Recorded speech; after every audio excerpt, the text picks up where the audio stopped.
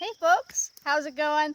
I'm out here in my severely neglected herb garden because I'm a human just like you.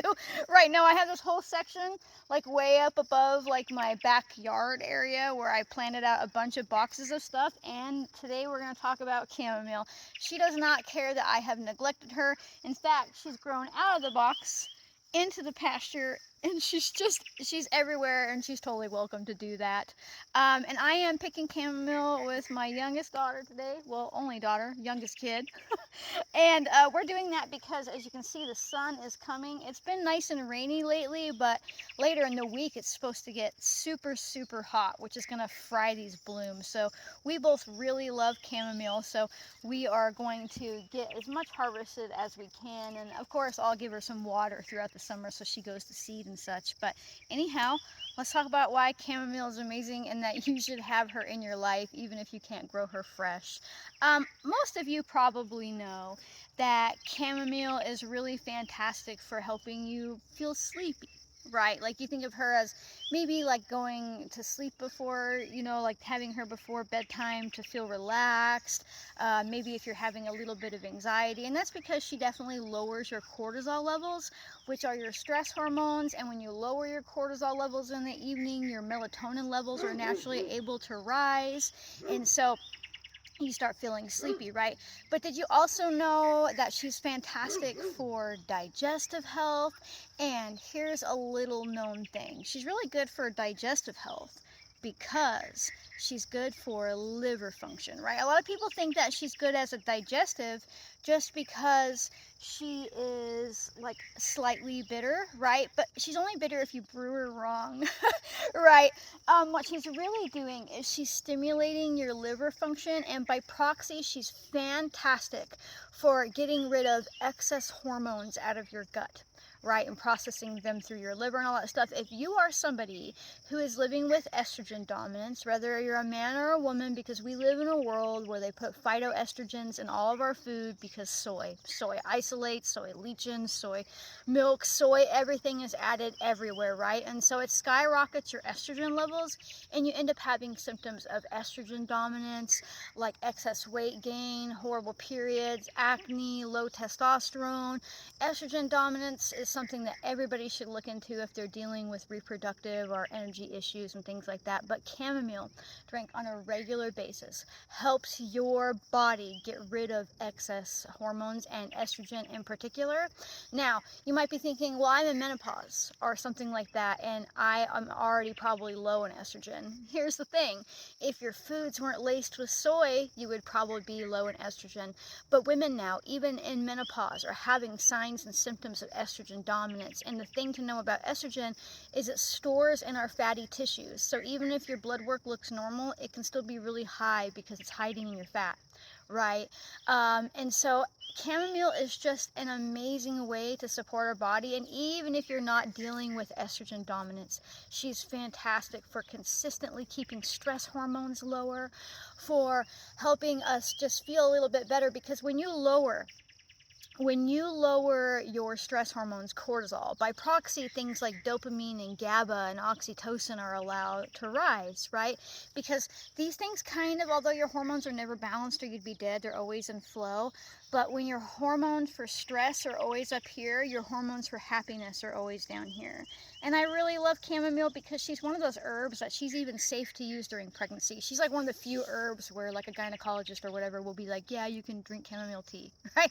She's been around for a very long time. So unless you have like a severe daisy allergy, because she is in the daisy family, you can drink chamomile as a tea. You can make a tincture. I love to make like an infused milk with her and then turn that milk into ice cream.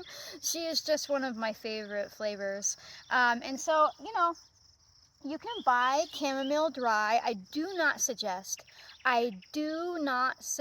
getting the nasty tea bags from the store. That chamomile is bottom grade. It's the dregs. It's what's left over after they're processing the higher quality stuff typically, right? It's like leftovers. Now, I'm not saying that you can never use it, but if you're going to, I would do like 3 or 4 bags in a cup because if not, you're just getting flavor and none of her medicinal properties. I personally love chamomile. She is one of my favorites. I have a lot of different varieties growing showing up here. You know, there's like the German chamomile, the Egyptian, there's all different types of strains that people have created. And if you're like, I don't like the flavor of chamomile tea, that's because you've never had a good one, right? Find yourself a high quality loose leaf tea and start bringing chamomile into your life. And so I'm gonna grab my phone and I'm gonna try to, it won't let me flip around. Oh, I forgot. I'm connected here. I'm gonna take it with me.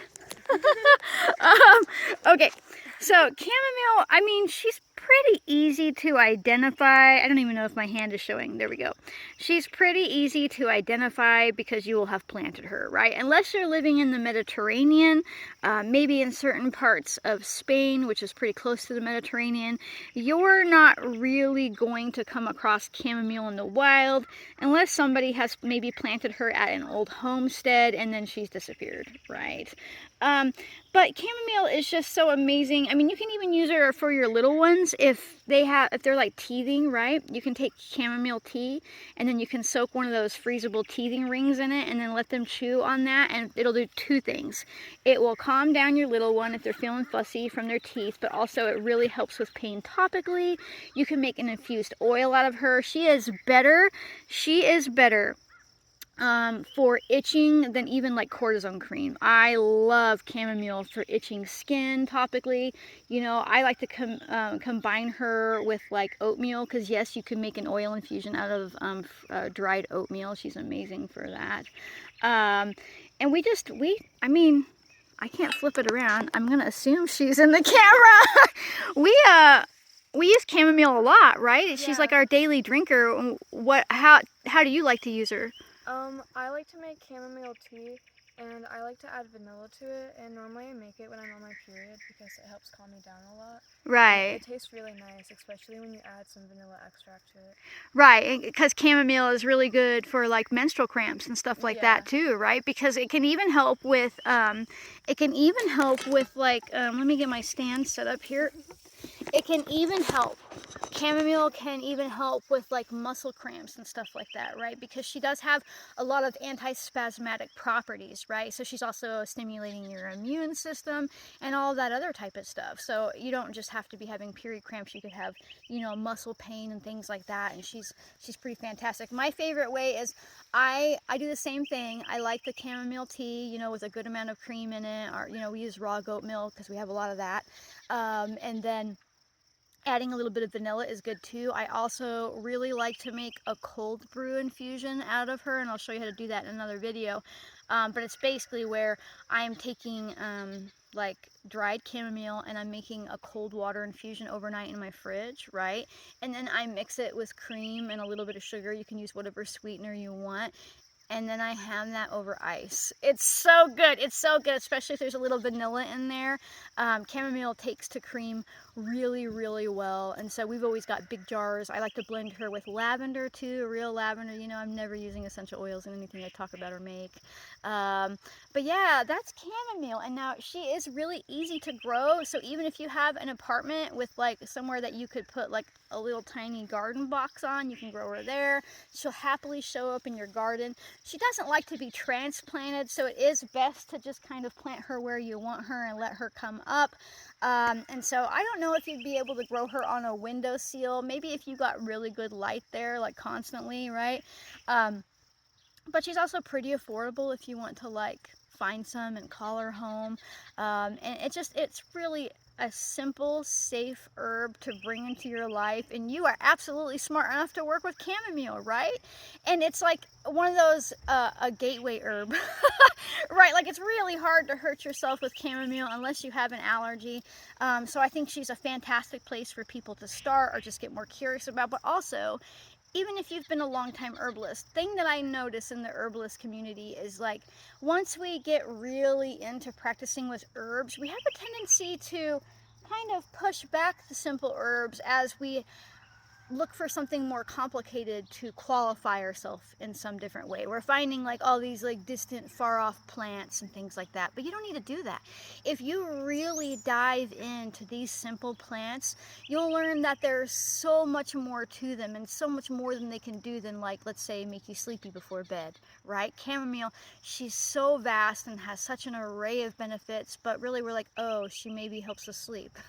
But if we dig into it, these simple herbs can likely replace or do a better job or a safer job at supporting our health than something more complicated and foreign from far away, right? Something that you could never grow in your environment or anything like that. So that's chamomile, and again, you are completely capable of doing this. I absolutely believe in your ability and that you are smart enough to get curious and to take your health into your own hands and learn one safe, simple plant at a time. So if you like my random videos and my daughter's prompt 2 showing up in my video, which I'm very excited about, make sure to like, comment, subscribe, share, turn on notifications. Sharing is super important because it helps other people realize that they are smart enough to do this too.